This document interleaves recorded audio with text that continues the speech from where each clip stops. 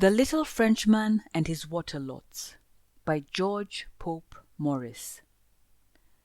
Look into those they call unfortunate, and, closer viewed, you'll find they are unwise, young. Let wealth come in by comely thrift, and not by any foolish shift. 'Tis haste makes waste. Who gripes too hard the dry and slippery sand, holds none at all, or little, in his hand. Herrick. Let well alone. Proverb. How much real comfort every one might enjoy if he would be contented with the lot in which heaven has cast him, and how much trouble would be avoided if people would only let well alone. A moderate independence, quietly and honestly procured, is certainly every way preferable even to immense possessions achieved by the wear and tear of mind and body so necessary to procure them. Yet there are very few individuals, let them be doing ever so well in the world, who are not always straining every nerve to do better. And this is one of the many causes why failures in business so frequently occur among us. The present generation seem unwilling to realize by slow and sure degrees, but choose rather to set their whole hopes upon a single cast, which either makes or mars them forever. Gentle reader, do you remember Monsieur Poupou? He used to keep a small toy store in Chatham, near the corner of Pearl Street. You must recollect him, of course. He lived there for many years, and was one of the most polite and accommodating of shopkeepers. When a juvenile, you have bought tops and marbles of him 1,000 times. To be sure you have, and seen his vinegar visage lighted up with a smile as you flung him the coppers, and you have laughed at his little straight queue and his dimity breeches, and all the other oddities that made up the everyday apparel of my little Frenchman. Ah, I perceive you recollect him now. Well then, there lived Monsieur Poupou, ever since he came from dear delightful Paris, as he was wont to call the city of his nativity. There he took in the pennies for his kickshaws. There he laid aside $5,000 against a rainy day. There he was as happy as a lark, and there, in all human probability, he would have been to this very day, a respected and substantial citizen, had he been willing to let well alone. But Monsieur Poupou had heard strange stories about the prodigious rise in real estate, and, having understood that most of his neighbors had become suddenly rich by speculating in lots, he instantly grew dissatisfied with his own lot, forthwith determined to shut up shop, turn everything into cash, and set about making money in right down earnest. No sooner said than done, and our own quondam storekeeper, a few days afterward, attended an extensive sale of real estate at the Merchants' Exchange. There was the auctioneer with his beautiful and inviting lithographic maps, all the lots as smooth and square and enticingly laid out as possible, and there were the speculators, and there, in the midst of them, stood Monsieur Poupou. "Here they are, gentlemen," said he of the hammer, "the most valuable lots ever offered for sale. Give me a bid for them." 100 each, said a bystander. 100, said the auctioneer, scarcely enough to pay for the maps. 100 going, and 50 gone. Mr. H., they are yours. A noble purchase. You'll sell those same lots in less than a fortnight for $50,000 profit. Monsieur Poupou pricked up his ears at this, and was lost in astonishment. This was a much easier way, certainly, of accumulating riches than selling toys in Chatham Street, and he determined to buy and mend his fortune without delay. The auctioneer proceeded in his sale. Other parcels were offered and disposed of, and all the purchasers were promised immense advantages for their enterprise. At last came a more valuable parcel than all the rest. The company pressed around the stand, and Monsieur Poupou did the same. I now offer you, gentlemen, these magnificent lots, delightfully situated on Long Island, with valuable water privileges. Property in fee, title indisputable, terms of sale, cash, deeds ready for delivery immediately after the sale. How much for them? Give them a start at something. How much? The auctioneer looked around. There were no bidders. At last he caught the eye of Monsieur Poupou. Did you say 100, sir? Beautiful lots, valuable water privileges. Shall I say 100 for you? Oui, monsieur. I will give you $100 apiece for the lot with the valuable water privilege. C'est ça. Only 100 apiece for these 60 valuable lots. Only 100. Going, going, going, gone. Monsieur Poupou was the fortunate possessor. The auctioneer congratulated him. The sale closed, and the company dispersed. Pardonnez-moi, monsieur, said Poupou, as the auctioneer descended his pedestal.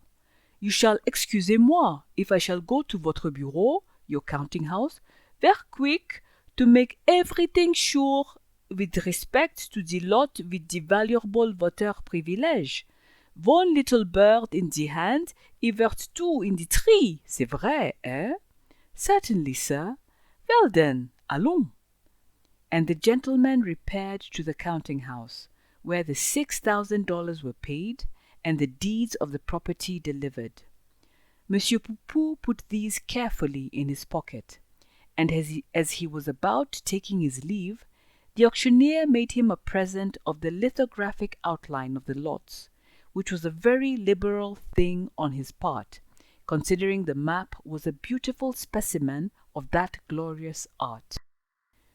Poupou could not admire it sufficiently. There were his 60 lots, as uniform as possible, and his little grey eyes sparkled like diamonds as they wandered from one end of the spacious sheet to the other. Poupou's heart was as light as a feather, and he snapped his fingers in the very wantonness of joy as he repaired to Delmonico's and ordered the first good French dinner that had gladdened his palate since his arrival in America. After having discussed his repast and washed it down with a bottle of choice old claret, he resolved upon a visit to Long Island to view his purchase. He consequently immediately hired a horse and gig, crossed the Brooklyn ferry, and drove along the margin of the river to the Wallabout, the location in question. Our friend, however, was not a little perplexed to find his property. Everything on the map was as fair and even as possible, while all the grounds about him were as undulated as they could well be imagined, and there was an elbow of the East River thrusting itself quite into the ribs of the land, which seemed to have no business there.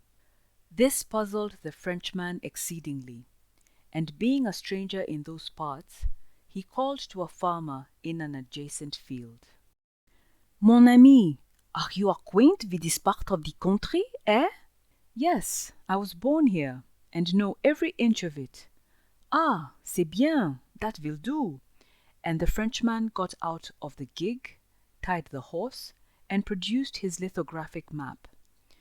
Then maybe you will have the kindness to show me the 60 lot which I have bought with the valuable water privilege.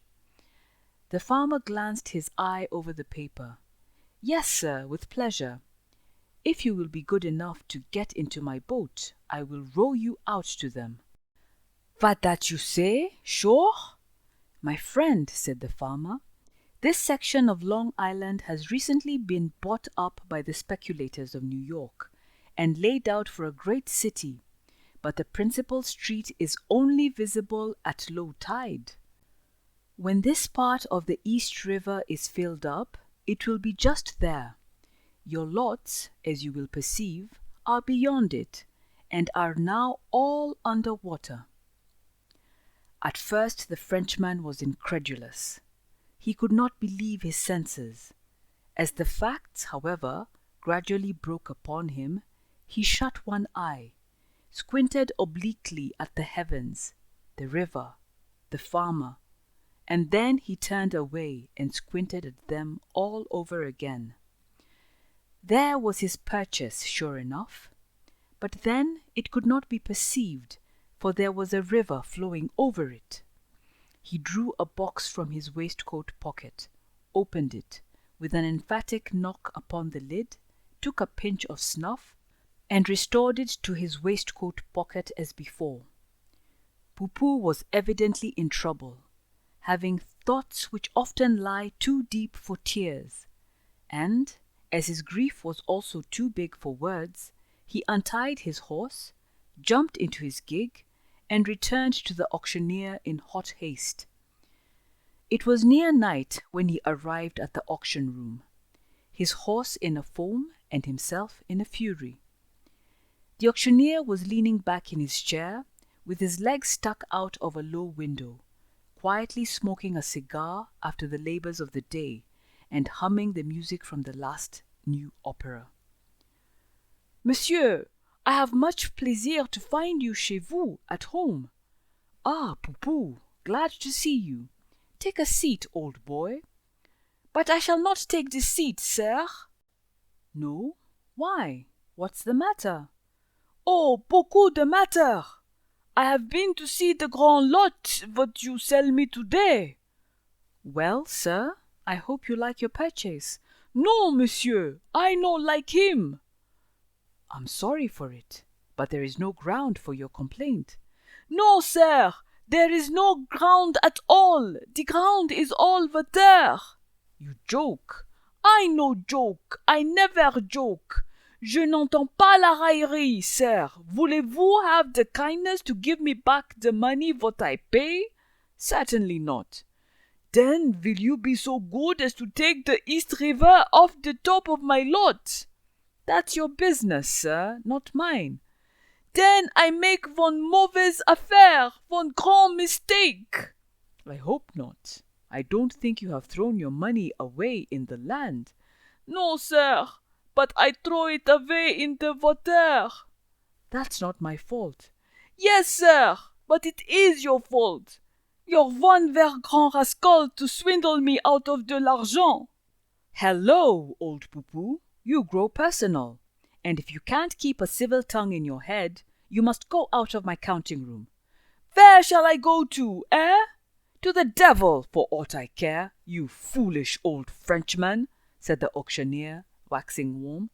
"But, sir, I will not go to the devil to oblige you," replied the Frenchman, waxing warmer. "You cheat me out of all the dollar that I make in Chatham Street, but I will not go to the devil for all that. I wish you may go to the devil yourself, you damned Yankee Doodle, and I will go and drown myself to the suite, right away." "You couldn't make a better use of your water privileges, old boy." "Ah, miséricorde! Ah, mon Dieu, je suis abîmé! I am ruined! I am done up! I am break all into 10,000 little pieces! I am one lame duck, and I shall waddle across the grand océan for Paris, which is the only valuable water privilege that is left me à présent." Poor Poupou was as good as his word. He sailed in the next packet, and arrived in Paris almost as penniless as the day he left it. Should anyone feel disposed to doubt the veritable circumstances here recorded, let him cross the East River to the Wallabout, and Farmer J will row him out to the very place where the poor Frenchman's lots still remain, under water.